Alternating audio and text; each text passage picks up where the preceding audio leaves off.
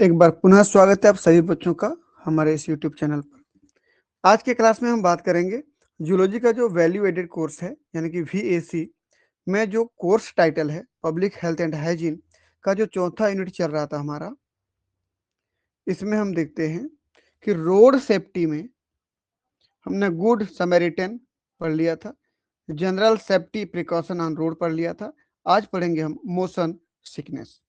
ठीक, देख लीजिए रोड सेफ्टी में मोशन सिकनेस क्या है बोलने पर, जब गाड़ी चल रही होती है और गाड़ी के अंदर हम जब बैठे होते हैं तो हमको किसी भी प्रकार की यदि दिक्कत होती है, हमारे आंखों में, हमारे कान के अंदर या हमारे बॉडी में किसी प्रकार की दिक्कत होती है जो सीधा ब्रेन तक सिग्नल पहुंचाती है, तो हम बहुत ही अजीब सा अनकंफर्टेबल महसूस करते हैं गाड़ी के अंदर।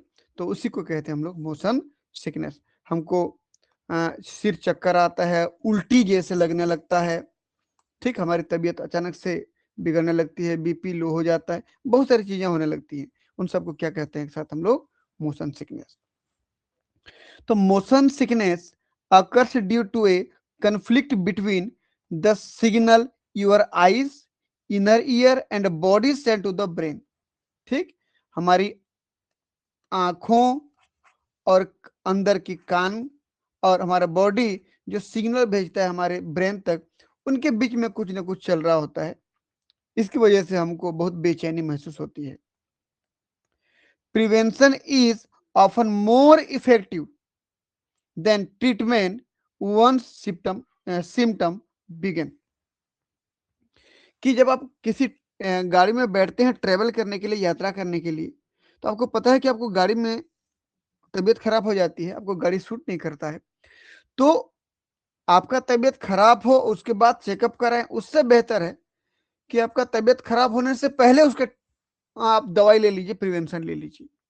ठीक, तो यहाँ पर कहा यही जा रहा है कि तबीयत खराब होने से पहले आप उसको रोक लीजिए, क्योंकि तबीयत खराब होने के बाद अगर रोकना चाहोगे तो वो आपको महंगा पड़ जाएगा।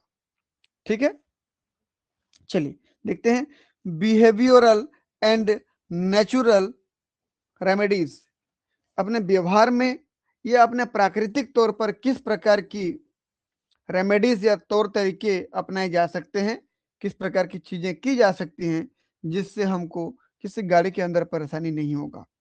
ठीक, तो सबसे पहले देखते हैं चूज द राइट सीट। अब जिस भी गाड़ी में बैठते हैं सही जगह का चुनाव करें, सही सीट का चुनाव करें। कैसे? अगर आप कार में बैठते हैं तो seat in the front passenger seat and focus on the horizon और ए डिस्टेंट स्टेशनरी ऑब्जेक्ट। क्या बोल रहे हैं कि पैसेंजर सीट के आप सामने बैठिए और अपने सीधा किसी दूर स्थित किसी ऑब्जेक्ट को, स्थिर ऑब्जेक्ट को देखिए, गतिमान ऑब्जेक्ट को नहीं देखना है। जैसे आप कार में बैठे हुए जा रहे हो, सामने से गाड़ी चलते हुए आ रही है, उस व्यक्ति को देख रहे हो, आप वो भी चल रहा है, आप भी चल रहे हो, नहीं करना है। आपको किसी पेड़ को, किसी पर्वत को, किसी पहाड़ को, किसी तालाब को देखना है। ठीक, इस प्रकार से देखते देखते जाएंगे तो आपको थोड़ा बेहतर महसूस होगा। ठीक है, अगर कार में बैठते हैं तो पैसेंजर सीट में बैठिए और सामने क्षितिज को देखिए और किसी स्थिर ऑब्जेक्ट वस्तु को देखिए तो आपको बेहतर महसूस होगा। अगला प्लेन, यदि जहाज में जा रहे हैं, select a seat over the wing where motion is least felt. मतलब आप जब जहाज में जाते हैं तो जहाज में उस जगह का चुनाव करिए जहां पर गति बहुत कम महसूस होता है। ठीक, और पंखे के आसपास का जगह चुनाव करें जहां पर पंखे से हवा आती है, उस जगह का चुनाव करें और वहां पर ज्यादा हलचल ना हो, उस जगह का चुनाव करें तो आप बेहतर फील करेंगे। अगला बोट यानी कि नाव, जहाज, पानी जहाज, stay in the middle of the vessels preferably on a lower या middle deck near the water line. ठीक है, पानी किनारे के आसपास वाले किसी एक जगह को अब चुनाव करिए जहां पर गति कम महसूस होता हो। जैसे इस नाव की बात कर रहे हैं हम लोग, इधर वाटर लाइन है, यहाँ बीच में बैठिए। आप एकदम किनारे बैठेंगे तो शायद आपको दिक्कत होगा, बीच में बैठिए यहाँ पर। ठीक है, अगला train, choose a forward facing window seat. आप सामने की तरफ आपका चेहरा हो, इस प्रकार की सीट में बैठिए, खिड़की को खुले रखिए, आपको बेहतर महसूस होगा। ठीक है, देख लीजिए, ये ट्रेन में देखिए सामने की सीट तरफ बैठे हैं आप, कार में विंडो सीट में बैठिए, बेहतर महसूस होगा। चलिए अगला, फोकस ऑन द हॉरिजॉन। अभी बोला हूं मैं, look outside the window at a fixed point in the distance. आप जहां भी बैठे हैं, गाड़ी में विंडो सीट में बैठे हैं या पैसेंजर सीट में बैठे हैं, सामने बैठे हैं और दूर किसी स्थिर ऑब्जेक्ट को देख रहे हैं, avoid reading, avoid using screen, avoid और एनी क्लोज वर्क। किसी भी ऐसे चीजों को अवॉइड करिए जो बहुत पास से देख करके आप उसको फोकस करते हो, जैसे एक किताब लेकर के पढ़ना चाहते हो, मत करिए ऐसा। दूर स्थित किसी ऑब्जेक्ट को देखिए आप।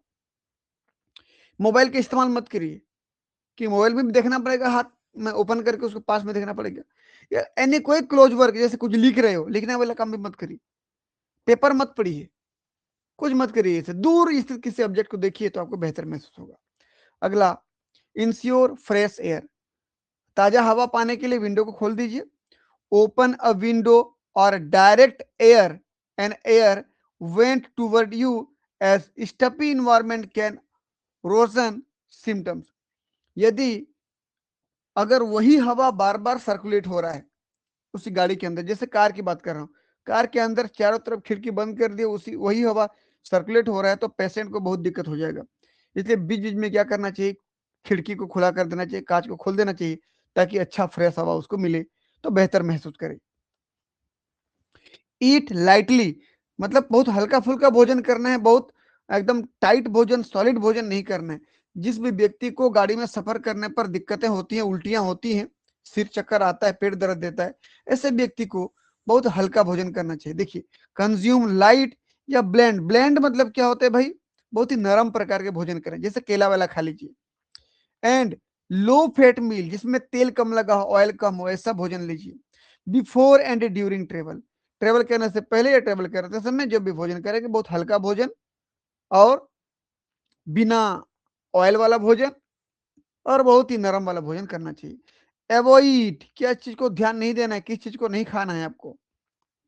एवॉइड हैवी, बहुत भारी खाना नहीं खाना है, जैसे समोसा बड़ा खा लेते हैं ना, नहीं खाना है। ग्रीसी मतलब ऑयली चीज नहीं खाना है, तेल से छना हुआ कोई चीज नहीं खाना है। और स्पाइसी फूड, कोई मिर्ची से भरा हुआ है ना, मसालेदार सब्जी नहीं खाना है, मसालेदार खाना नहीं खाना है। And stay hydrated by drinking plenty of water, और लगातार बीच बीच में पानी पीते रहना चाहिए ताकि आपको बेहतर महसूस हो।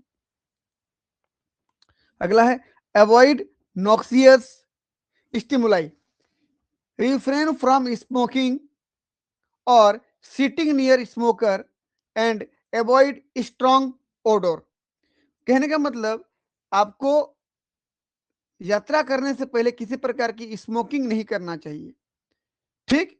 और अगर आप यात्रा कर रहे हैं, खुद तो स्मोकिंग नहीं कर रहे हो, लेकिन दूसरे किसी स्मोकिंग करते हुए व्यक्ति के पास नहीं बैठना चाहिए, ठीक। तो अवॉइड नॉक्सियस स्टिमुलाई बोल रहे हैं, कोई भी ऐसा स्टिमुलाई जो आपको हानि पहुंचा सकता है,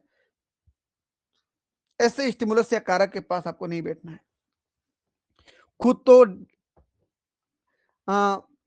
स्मोकिंग नहीं करना है, और किसी स्मोकिंग किए हुए व्यक्ति के पास नहीं बैठना है, या कोई हैवी स्ट्रॉन्ग सेंट लगाया हुआ, बॉडी परफ्यूम लगाया उसके पास भी नहीं बैठना है, वो भी आपके लिए बहुत ही घातक सिद्ध हो सकता है। इसलिए देखना, गाड़ी के अंदर परफ्यूम लगा के जाओगे तो बाद में वही किसी के लिए उल्टी का कारण बन जाता है, ठीक है। तो ये भी नहीं करना है, ना तो खुद स्ट्रॉन्ग वाला कोई परफ्यूम लगाना है, ना तो किसी परफ्यूम लगाए हुए व्यक्ति के पास में बैठना है, ना तो किसी स्मोकिंग के हुए व्यक्ति के पास में बैठना है। अगला, ट्राई नेचुरल रेमेडीज। बीच बीच में हमको किस उपाय करते रहना पड़ेगा ताकि दिक्कत ना हो, तो क्या है, जिंजर। जिंजर यानी कि हमारे पास अदरक, अदरक से बने हुए कोई चॉकलेट कैंडीज, कोई कैप्सूल मिलता है वो ले लीजिए, या कोई अदरक का चाय आप थर्मस में रख लीजिए। And peppermint are popular natural anti nausea option. और कुछ कुछ चॉकलेट मिलता है जो किराना स्टोर्स में, अपने पसंदीदा चॉकलेट को पकड़ लीजिए, ताकि जब भी आपको बेचैनी महसूस हो, एक एक चॉकलेट चबा लीजिए, तो आपका ध्यान थोड़ा भटकेगा, थोड़ा अच्छा लगेगा। Consider aqua pressure.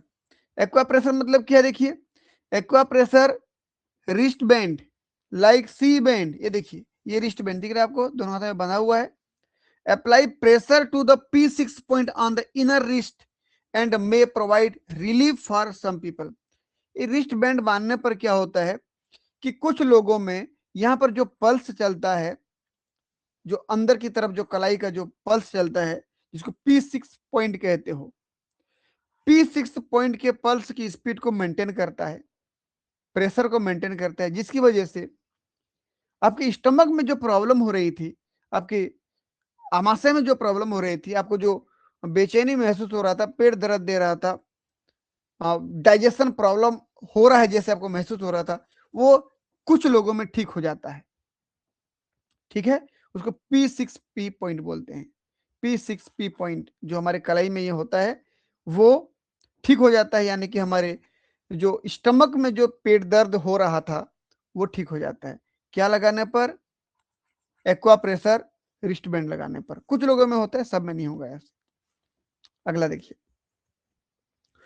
Over the counter OTC and prescription medication. भाई अगर आपको पता है कि आपको गाड़ी सूट नहीं करता है, या आप गाड़ी में बैठ नहीं पाते हो, लंबी दूरी तय नहीं कर पाते हो, तो लगभग ट्रेवल करने से आधे घंटे से लेकर 1 घंटे पहले तक, कम से कम आधे घंटे से पहले या मैक्सिमम 1 घंटे पहले कुछ ना कुछ मेडिसिन ले लीजिए, ताकि आपको ट्रेवलिंग करने में कोई दिक्कत ना हो। ठीक, देख लीजिए, medication should be taken at least 30 या 60 मिनट, मतलब आधे घंटे से लेकर के 1 घंटे के पहले, मिनट बोल रहे हैं यहाँ पर, 30 मिनट मतलब आधा घंटा, और 60 मिनट मतलब 1 घंटा के लगभग पहले, before travel to most effective. ठीक, कोई भी दवाई लेते हो, मेडिकेशन लेते हो, दवाइयाँ लेते हो, टेबलेट लेते हो, तो आधे घंटे पहले उस मेडिसिन को ले लीजिए, अब बेहतर महसूस करेंगे। मेडिसिन क्या क्या हो सकता है, देखिए एंटीहिस्टामिन्स। एंटीहिस्टामिन में क्या क्या? OTC यानी कि over the counter option, such as, ये नाम देखिएगा, डाइमेन हाइड्रीनेट। डाइमेन हाइड्रीनेट जिसको ड्रामामाइन के नाम से आता है, देखिए ये ड्रामामाइन के नाम से आ रहा है, मोशन सिकनेस के लिए रहता है। लेस डोसी, लेस डोसी मतलब होता है इसमें थोड़ा, मतलब ड्रोसी तो है, इन दवाइयों को लेने पर नींद आता है, लेकिन थोड़ा सा कम नींद वाला है ये। ठीक है, एंड मैक्लिजीन यानी कि बोनाइन, ये दोनों नाम याद रखना, मैक्लिजीन यानी कि बोनाइन, ये देखिए बोनाइन, ये मैक्लिजीन HCl लिखा है, या बोनाइन। ठीक, इसको भी लेते हैं ताकि किसको कंट्रोल कर पाए? मोशन सिकनेस को कंट्रोल कर पाए। ठीक है, ये देखिए यहाँ पर लिखा मोशन सिकनेस लिखा, देखिए ठीक, ये टेबलेट के रूप में आता है, चॉकलेट के रूप में आता है। ठीक है,